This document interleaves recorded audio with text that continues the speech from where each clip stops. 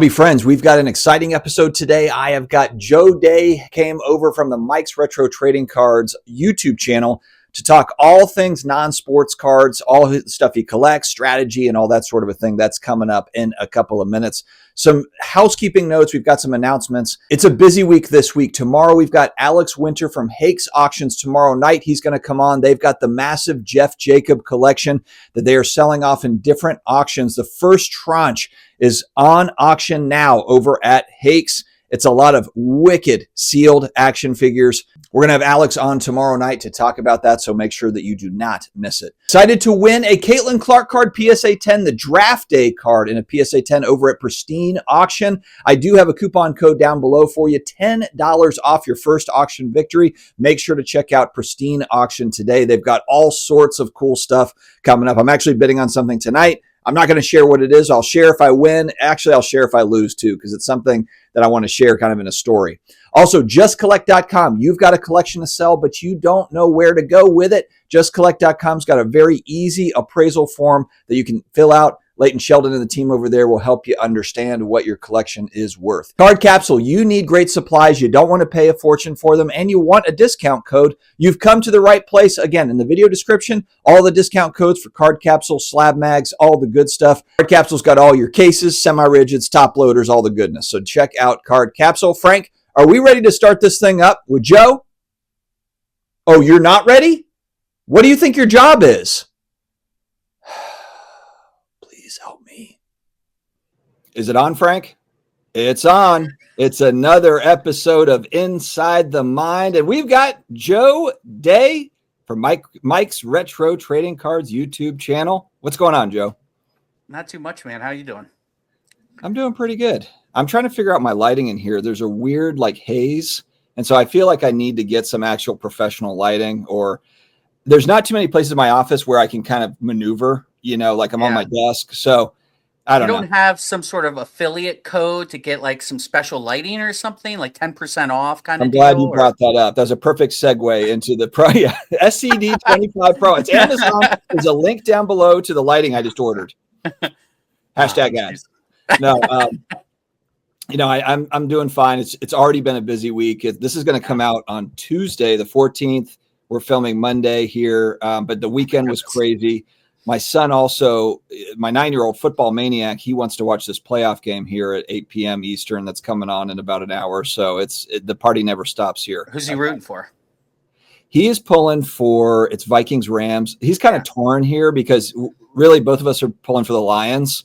So it's like, who do we want? I kind of like, here's the thing. I don't like the Rams. So I'm pulling for the Vikings. And I also think the Rams are really dangerous. Like, I don't like McVay, I just feel like they're a team that could beat the Lions potentially. Right. Whereas not that the Vikings are like not easy to beat. I know the Lions just beat them, but I think they were holding back. I think once they saw the game was out of reach, they're like, we're not throwing anything out there that we wanted to see in a couple of weeks. It's hard to beat division rivals again. It'll be a much tighter game the next time. So yeah, I'm going to pull for the Vikings because I just don't like the Rams. But how about you? I always had Matthew Stafford on my fantasy football teams, I kind of like him. And Aaron Donald went to Pitt, in case you weren't sure. So, so I always rooted for them when they were in the playoffs. Perfect. Okay.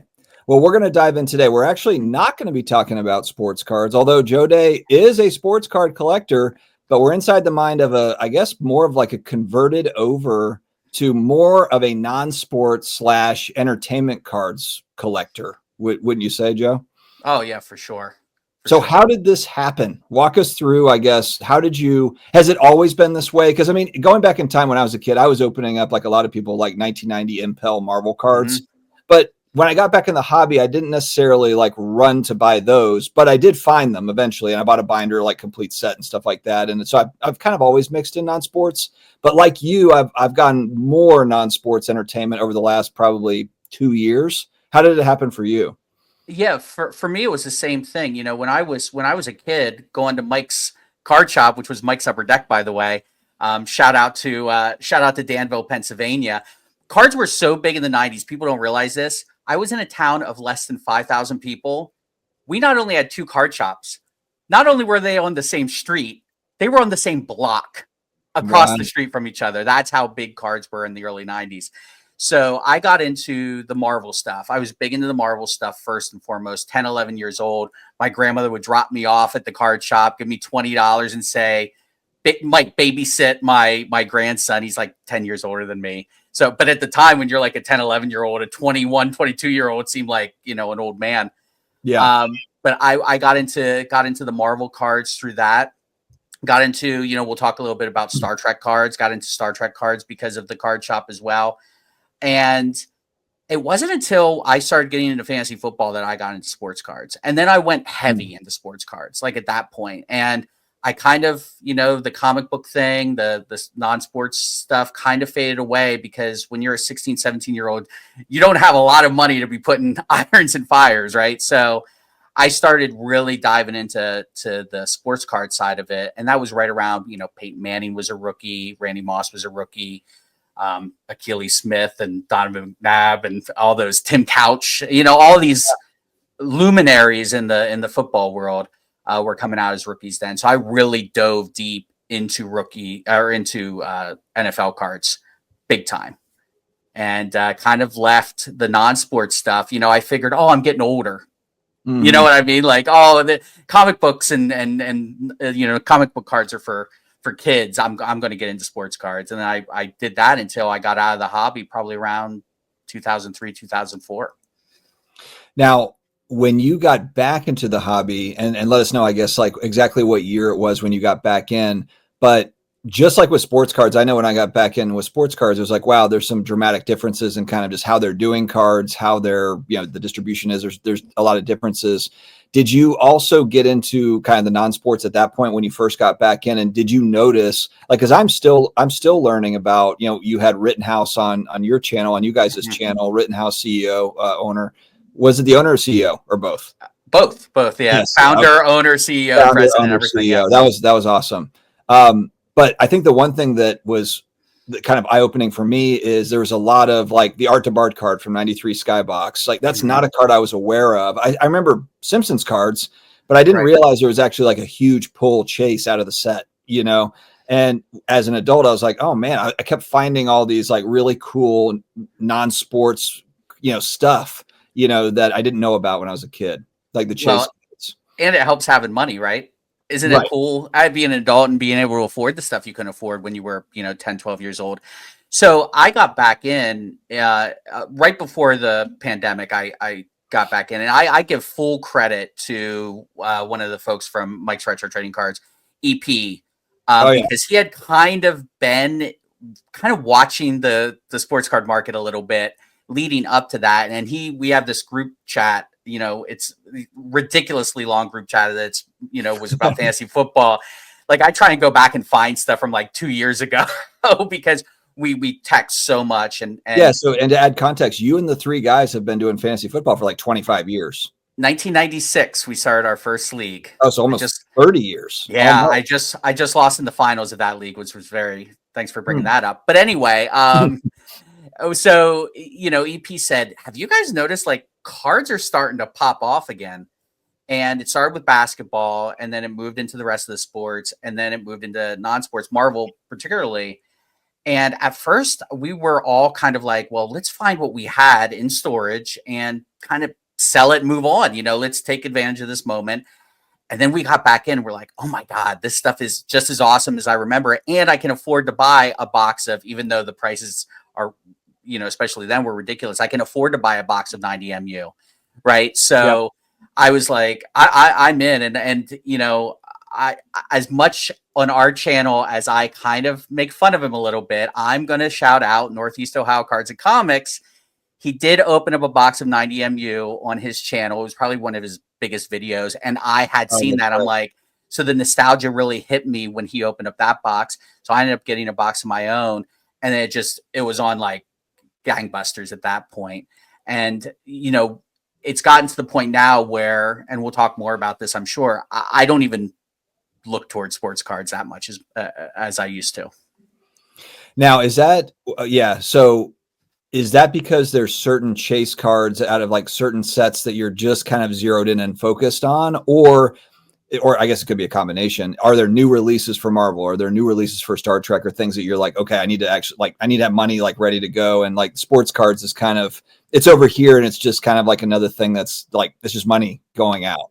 Yeah, I say on our podcast all the time, like, I, there's this feeling after you open up a box of, say, NFL Prism or NBA Mosaic or something like that, and you just feel gross When you feel afterwards. like you died for a second, you're like, Yeah, like, Patrick Swayze and Ghost or whatever it right. is. And you're sitting there like, how do I explain? I just spent $1,000 on this thing that I got maybe $100 worth of value out of, and I really didn't enjoy it as much because my big hit was a third round defensive back for the Packers autograph with a fake jersey in it. Like, I felt gross after opening up sports cards, and I know I love to open up cards. I love to open up product, right? So for me, I wanted to find something I could open up, still have some fun with, and it wasn't breaking the bank. And I felt like I was getting some sort of, like, not return on investment, because that sounds like I'm looking to make money off of this. More of a return on value, if that makes sense. If you Yeah. know the difference, like, it just feels better. And in a lot of the cases, the cards are more interesting. Like, I'm actually interested to read the back of a Wolverine card and see what this character did. I'm more interested in that than I am about reading the stats for that third round defensive back for the Packers, right? So for me, a lot of it was just not feeling terrible after I open up product, if that makes sense. Yeah. Yeah. One thing, and I didn't open up any of the season 4, the Zero Cool, the Stranger Things set that came out, but they're $95, $100 a box all day for a hobby box. And if you look, like, there's actual, like, pretty decent pulls. Like, you can get autos. It's all mainly autograph cards for the most part. But I mean, at that price point, you can actually get some value out of those boxes at that price point.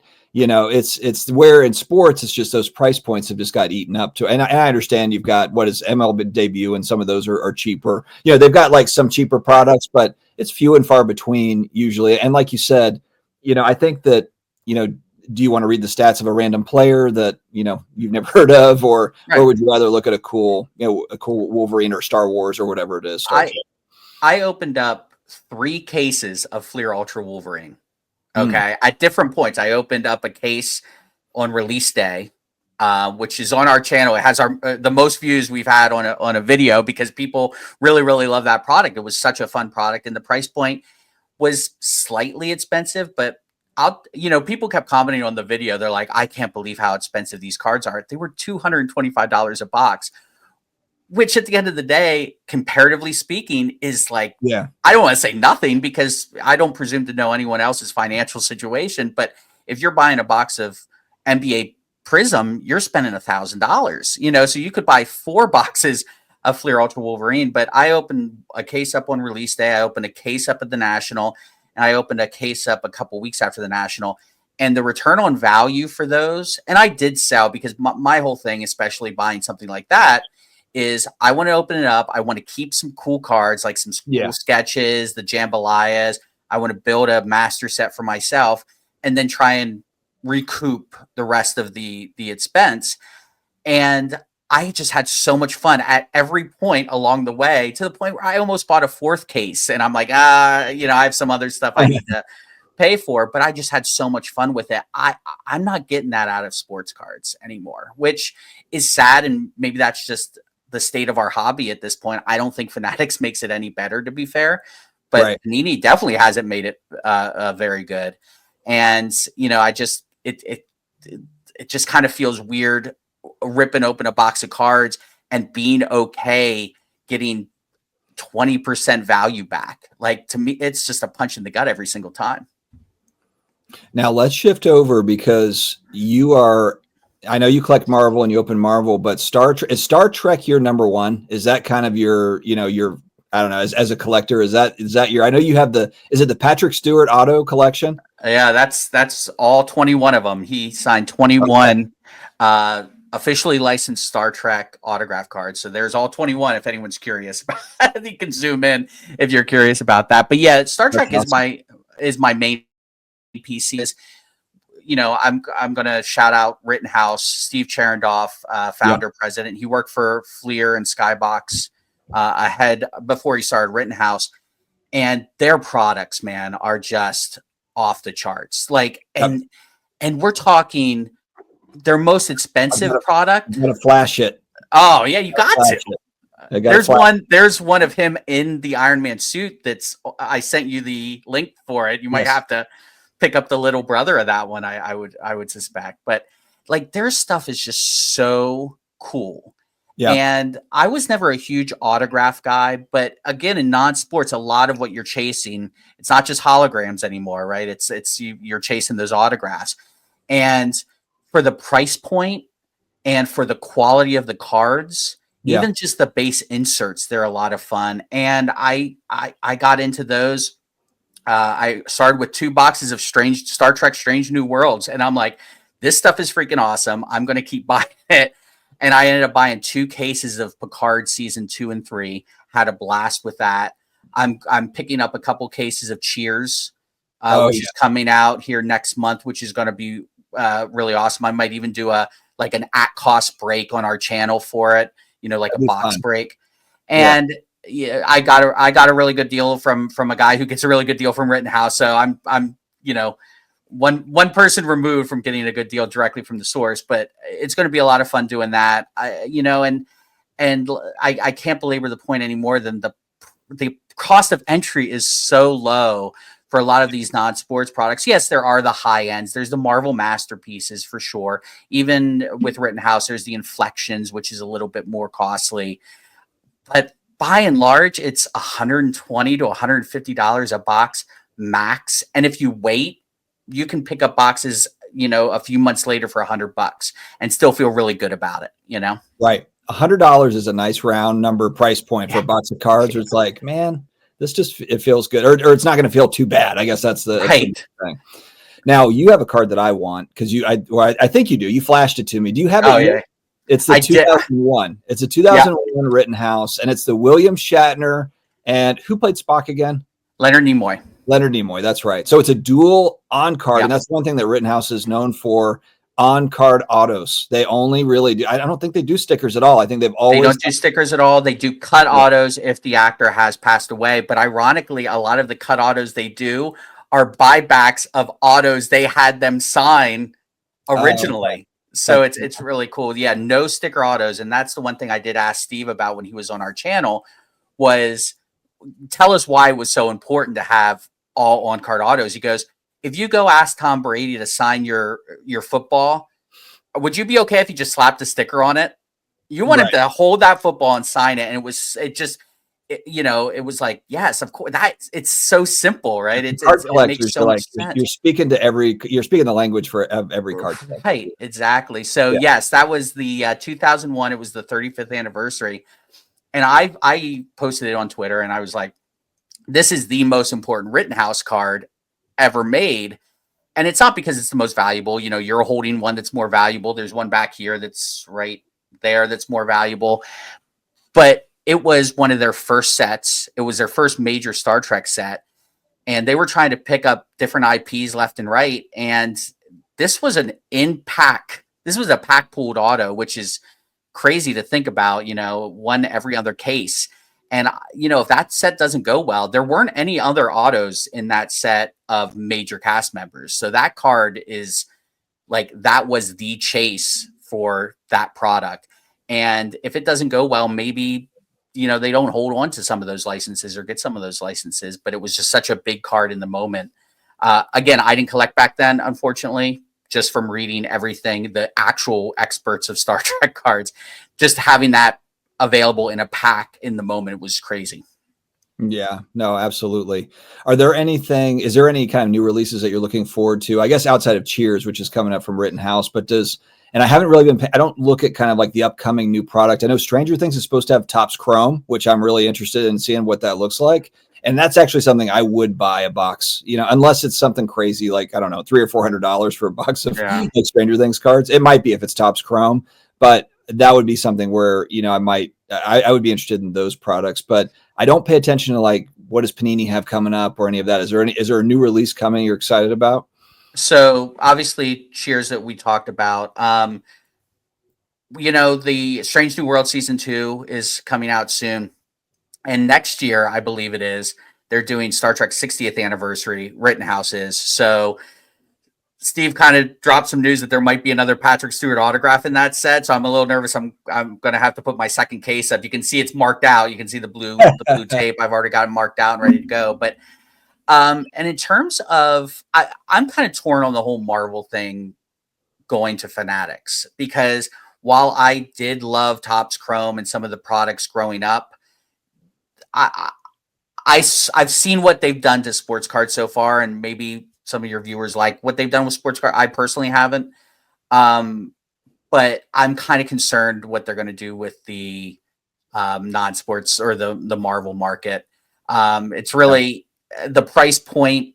I don't think it's going to be. People complain about upper deck prices sometimes. I don't know if it's going to be much better than that.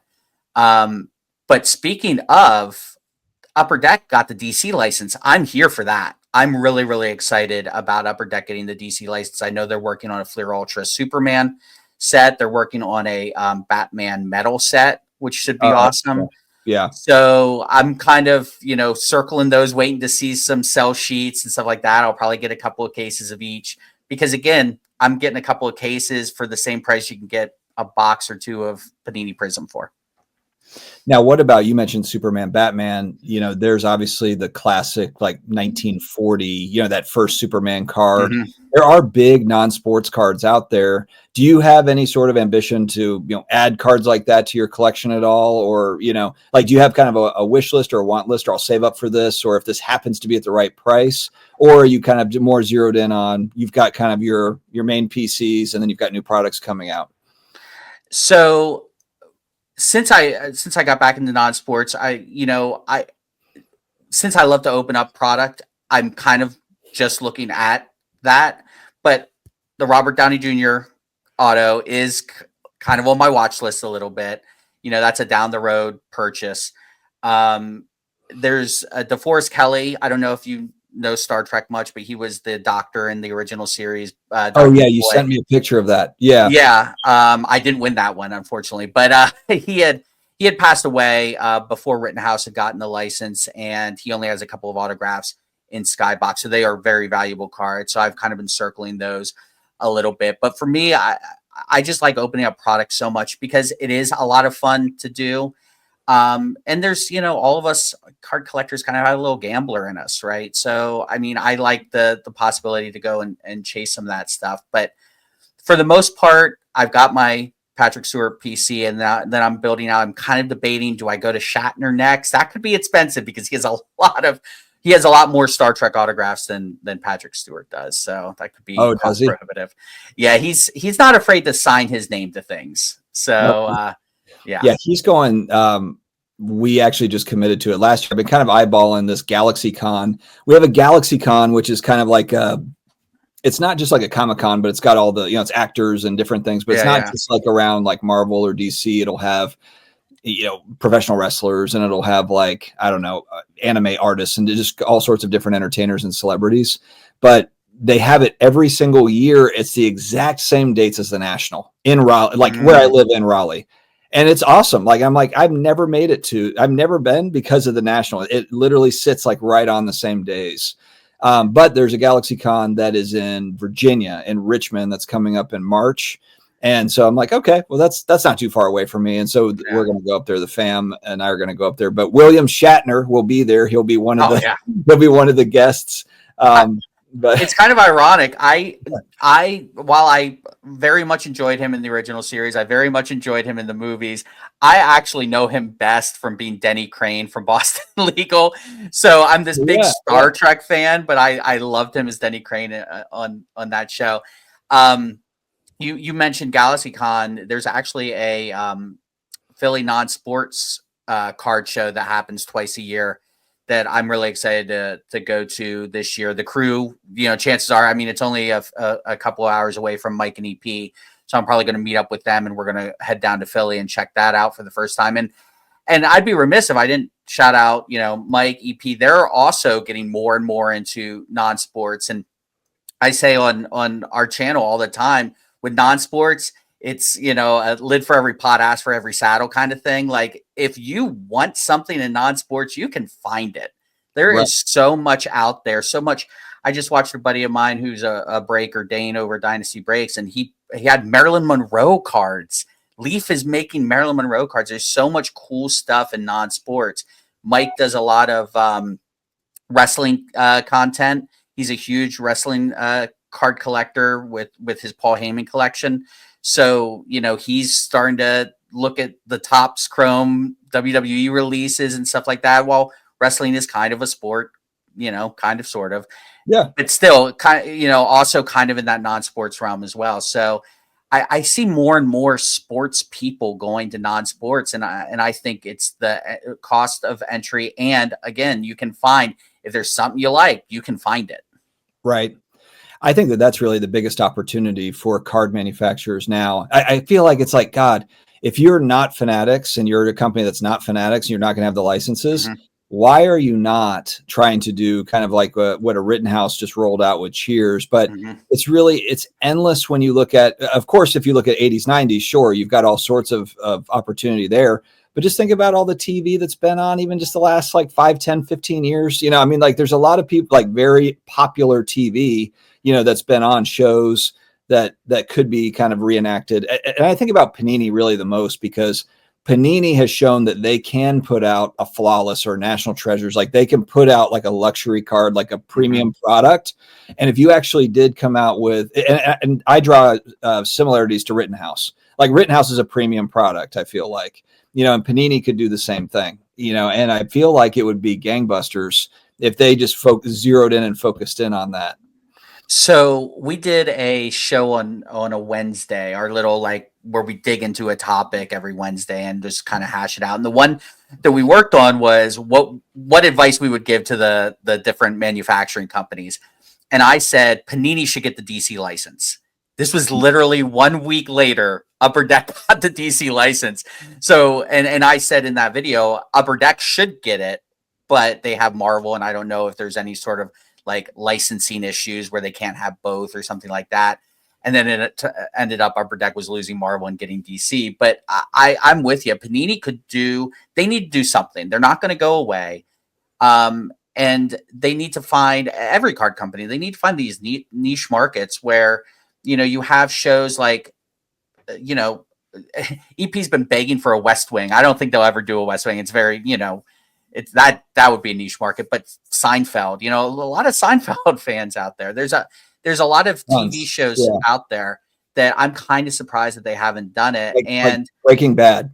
You know, Breaking Bad, yeah, that would be a there's really good one too. A lot of either Walking Dead. Oh, actually, they do have Walking Dead already. They do have the Cryptozoic. But like Leaf does a pretty good job with celebrities, but I look at them as kind of more of like the low cost area. You know, that's kind of like the value spot where you can actually get celebrity autos and stuff, and it's at an inexpensive price. So that makes it available for everybody, really, which is great. But I think that there is certainly room, you know, for kind of a mid to upper end product there. You know, and there's endless IP that you could do it with. So, you know, I'd be remiss if I didn't bring up Cryptozoic. They do a really cool job too. You know, I've purchased Rick and Morty. You know, I'm a big Rick and Morty fan. So the Cryptozoic did some. The Dan Aykroyd auto from the 16 Ghostbusters set. Oh, that's cool. Shout out to Flippin' Steve was the one that turned me onto this. I had no idea this set existed. Another thing that's fun about non-sports, there's sets I don't know exist, and then I'm like, oh my God, how do I not know this exists? What's going on? Parks and Rec. People don't don't know Parks and Rec have cards. You know, there was a press pass of all things, of all companies, to do Parks and Rec cards. And, you know, that's another one. I'm, you know, that's in my watch list. Nick Offerman's autograph from that set would be really cool to have. But, you know, the boxes are impossible because you've got Nick Offerman, you've got Rob Lowe autographs, you've got Paul Rudd autographs. Like, again, just these random sets that, you know, I think Rittenhouse, the issue with them is they're a little bit of a smaller company. And for them to expand in some of these other IPs, they put out really good sets, a handful every year. And I think the concern would be if they did more than that, it would, you know, maybe hurt how the quality of their product, perhaps. And I know Steve had told us that he had this shear set in his mind for like the last couple of years, and they were going to release it in 2024, but they wanted to get it right. And that's so rare to hear someone from a card company say, "Oh, we're not going to just jam a product out there to try and make as much money as possible. We want to make sure we get this product right." And I could wax poetic about Rittenhouse for days, but the fact that they did that, the fact that they make such quality cards. But again, to the overall point, non-sports, if I sold a Tom Brady 2000 playoff contenders rookie autograph card to get more into non-sports, that's how much I like, enjoy, and believe in non-sports. I didn't feel comfortable having that card in my house anymore. It's a 5-figure card. It's ridiculous to own. And I ended up selling it, and I put a lot of that money towards non-sports, Star Trek, Wolverine, stuff like that. It just felt better. Yeah. So, and you've been a Tom Brady collector. Did you completely move out of the Brady stuff, or you still have kind of a PC of Brady, but it's just not going to be 5-figure cards? Right. I kept any of the ones that I pulled from my old collection back in the day that were literally in 5,000 count boxes, because he wasn't, when I was collecting back in 2000, 2001, he was just the 6th round pick for the Patriots. So I had a couple of those cards. And then there were a couple, like, you and I are both big fans of the Skybox Metal Brady rookie. I guess it's technically Fleer, but the metal rookie of his, I kept that one. I have a handful that I kept, but I consolidated a lot of them to get to that playoff contenders card. And then once I got it, you're sitting there going, why in the world do I have this piece of cardboard that's worth this much sitting in my home? And ironically, I have, Star Trek cards that are worth a couple of $1,000s, but for some reason it just felt different. I can't explain why, but it did. I never took it out of its case. It was in my safe in a SlabMag. Use my code, the Sports Card Dad, to save 10%. That's right. Joe saved 10% with the Sports Card Dad code. Thank you, Joe.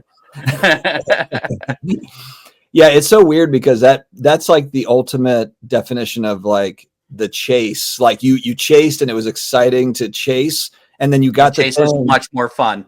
And then you got the thing and you were like, okay, well, it's over.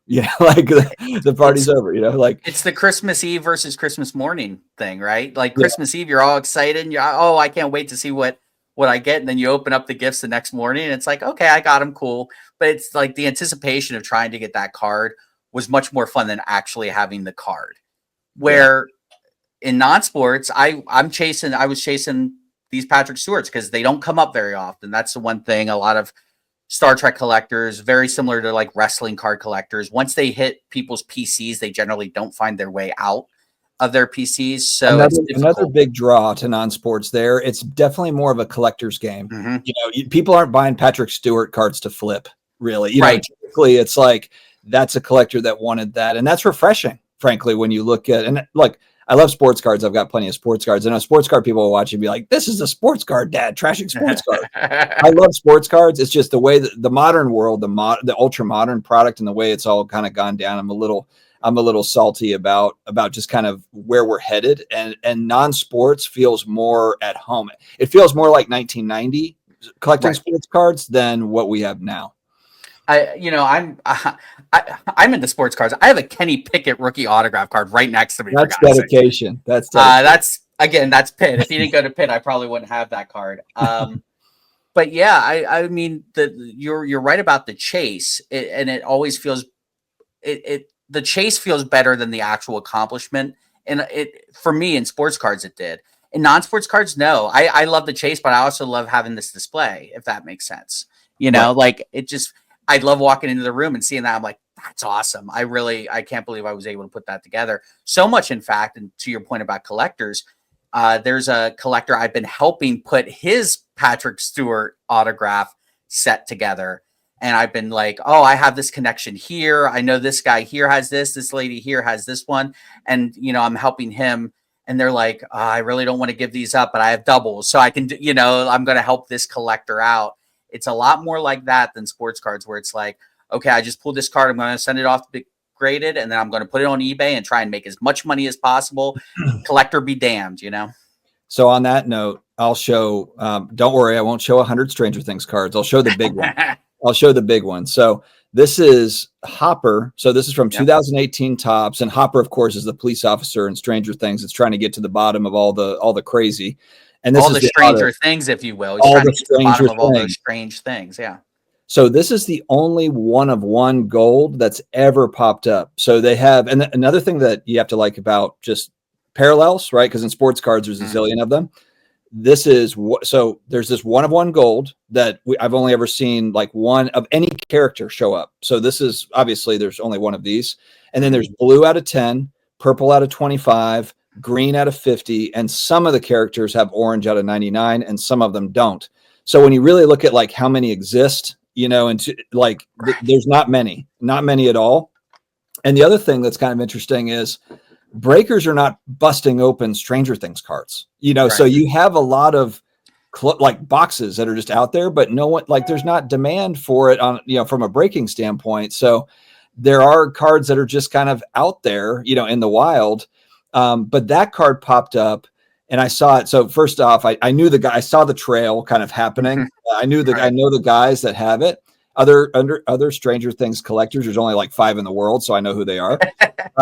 But of course, because it's a one of one, it's probably the best Stranger Things card, period, that exists. It was on eBay, it was on eBay like 80,000 OBO, you know, because it's like he's got the one, you know, right. Then it came down to 20,000 OBO, and I'm like, of course, I'm not paying that. I'm not paying that. Right.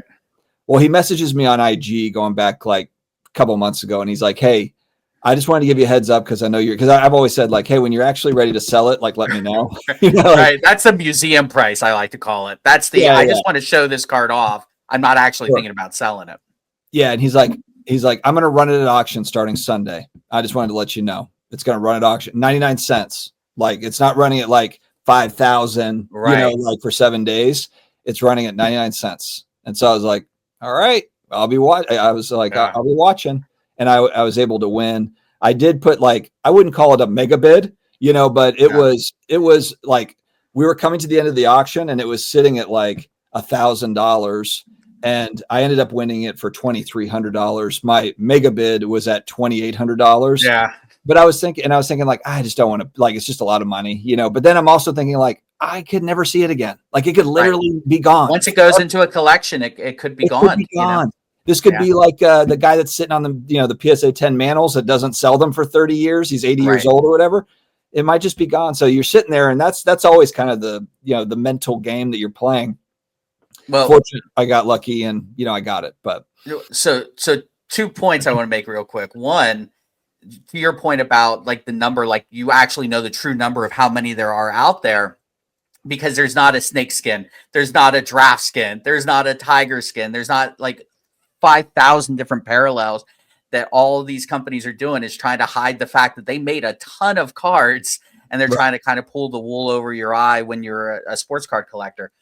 But so the most valuable Star Trek card is, you know, like direct out of the, you know, not PSA 10, 1967, whatever. And it's valuable because of the grade. Just in general, the most valuable is the dual auto with William Shatner and Patrick Stewart, right? So very similarly, and the reason that one's more valuable than the Nimoy and Shatner is because Nimoy and Shatner signed a bunch together. This was the only one that Stewart and Shatner signed. And similar to your $20,000 or whatever it was, OBO, someone had it listed for 12,000 or best offer. And I was like, I'm not paying that. And then he had, I don't know how this happens on eBay sometimes, but he had his email in his eBay. Are those numbered? Description. Those they are not. They are. So that one was a case incentive. I believe you had to buy 9 cases to get one. So mine, the one here is still sealed with the Rittenhouse seal on it. Nice. The other one I have, yes, I have 2. The other one I have, the one I'm talking about for this story is a PSA 9. So they took it out of the seal, which kind of bums me out. But so I reached out to this guy on his email because some eBay sellers are allowed to have their emails in their about information, I guess.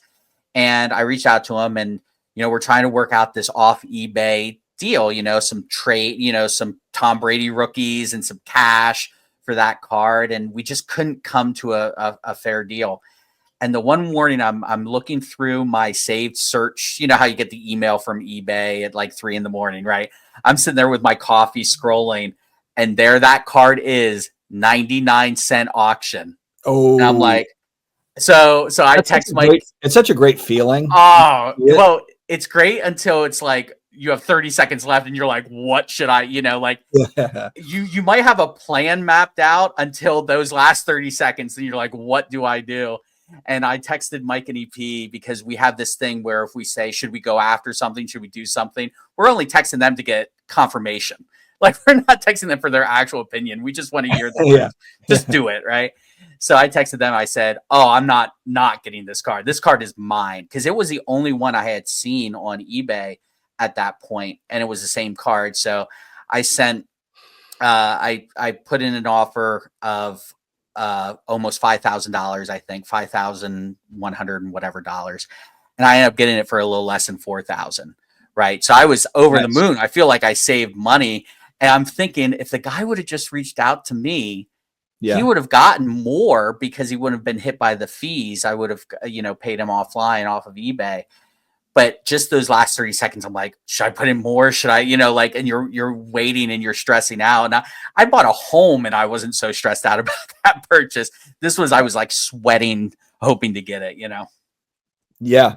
It's just, it's really fun because in this particular space, of course you can, it's in sports cards as well, but I guess it would be comparable to maybe like the 90s insert guys, that are kind of looking for, it's numbered out 25, the PMGs. Green PMGs, yeah. But the difference is typically, and even if it's not Michael Jordan or some of these, star players, even if it's an off player, it might still be $10,000, $15,000, $20,000. I think like the Dennis Rodman PMG went for like 25 G's. Like, I'm not playing in that world, so this is a way for me to kind of like get the rarest of the rare, get the best of the best, but it's just, it's non-sports. Your Iron Man card, what did you say you ended up right around? A couple of $1,000s, I'm sure. It was 6,500. 6,500. Max tag. So like, but if you think about it, like the equivalent of that in sports cards would have been like a $200,000 card. Right? Justin Herbert. It's just that's just like a random Justin Herbert RPA or something. Right. Exactly. Yeah. And that's the difference. That's the most valuable Star Trek card, but it's only, again, we sound like assholes sometimes when we say, oh, it's only $4,000, but comparatively speaking, it's only $4,000, and you feel much better about that. Once I won that, I went to a Tom Brady collector and said, are you still looking for the playoff contenders? That's the night I sold my Brady. As soon as I bought that, because I refused to put the hobby on a credit card. If I can give any advice to any collector, never put the hobby on a credit card. And I didn't, I was like, hey, if you're still interested in that Brady, I'm a seller. And he was. And that way, that money went towards that card. Yeah, no, it makes sense. Those are always tough decisions, but it's hard. I'm at a point right now where I just don't want to let it go. I don't want to let go very much. I've kind of like consolidated to where it's like, oh man, it's going to hurt really, but it's going to hurt to consolidate into something else. But that's also just kind of part of the fun too, is that's managing the collection and figuring out kind of how do you want it to look. And it changes over time. Hell, when I got back in 2018, like what I thought I was going to have, what I wanted back then compared to what I want now, it'll probably be different in 5 years. I might have it it might be all vintage cards in 5 years. Who knows? Like, you just never know. It, tastes. And then, if you're smart and you move off of what you're collecting now, and can move off of that and then put it into vintage or whatever it might be in, 5 years, that's the smart way to do it. If you're just saying, just run up that credit card or whatever. And for me, I have a different perspective, and we kind of jokingly call it my pesky little fire. But when I was like 18 years old, we had a house fire, lost everything down to the ground. So for me, I didn't know that. Yeah. I don't they're things. You know what I mean? They're, at the end of the day, they're things. So I don't have a problem moving on from something if I got my enjoyment out of this. The chase of getting this Brady, which we documented on the channel, Mike's Retro Trading Cards, link below. We documented that journey throughout the all the different facets of buying and selling these Brady cards. and it was a lot of fun getting there, but I was fine moving on from it. Oh shoot, that's the wrong one. Sorry. Dang it. Are you putting a ComC ad on our? Well, no, I was gonna put a check out Joe at the Mike's Retro Trading Card YouTube channel banner, but okay. Well, while you're working on that, Dustin, I will say I got to give a big shout out because we didn't talk about him at the top. I have two of the best hobby friends in the world because they're real life friends, Mike and EP. Mike does all the work for the channel. Like, you're a one man show. You have your, what's his name? Larry, Harry, That's Harry, right. whatever his name is. Frank. And you have Frank and you have Alf doing all that work. But Mike does such a great job with our YouTube channel, getting all the videos edited out there, putting the podcast together every week. And then EP is just, he's the one who got us into this. We had so much fun doing fantasy football, and then we have so much more fun talking about cards. And we're just three idiots who like to talk about cards every week. It really is the best part of my week, sitting down Sunday morning, recording all those shows. We have such a good time with it. Yeah, well, you guys just have tremendous chemistry. And that's one thing that when you watch other podcasts or other shows, I'm not saying that other people don't have that chemistry, but it's rare to see in this space. And really, frankly, like other spaces as well. Even if you're watching like sports radio or you're watching, other podcasts, a lot of times those are just hired people thrown together and they hope that they've got some sort of, like camaraderie. Yeah. They hope have some chemistry. But I mean, you guys definitely have it. It's a great show. And that's from hanging out at the shop for a decade, and then Mike would close up the shop and then we'd go play golf for another 3 hours and then go play video games for another 3 hours. We've known each other I've known Mike since 1991 and I've known EP since like 1995. So yeah, it's easy to have that and I feel bad for people who don't have hobby people. I can't imagine like doing this hobby by myself. If you know what I mean, like I can't imagine like being excited about a Star Trek card, even though those two don't like Star Trek, but they were like geeking out over the Shatner Nimoy card when it came in. Like, I can't imagine, like my partner would kill me if I came in and said, "Hey, look at this card I got." He doesn't care about any of that stuff. So it's really great. We're pretty blessed to have that community. Absolutely. Well, we're definitely hanging out at the National coming up this year in July. We're going to wrap it here. So, Joe, thank you so much. Again, Mike's Retro Trading Card YouTube channel. Make sure to check it out, guys. They're on a couple times a week. Is it 2 or 3 episodes a week? And we do the podcast every Monday morning. We do our Wednesday show every Wednesday morning. And then we do on Friday 3 cards to add to your retro PC. We talk a lot of 90s, early 2000s cards in that one. So definitely check us out. We do box breaks. We do PSA reveals sometimes. And we do interviews. We actually had this guy on a couple of times. I believe you were on a couple of our shows, so definitely check us out. Absolutely. All right, thanks, Joe. We will talk to you later, buddy. Have fun. Go Lions. Go Lions. Yeah, my Saints eventually. Won't be winning for the next 3 or 4 years, probably minimum. So I got to pick other teams. All right. All right.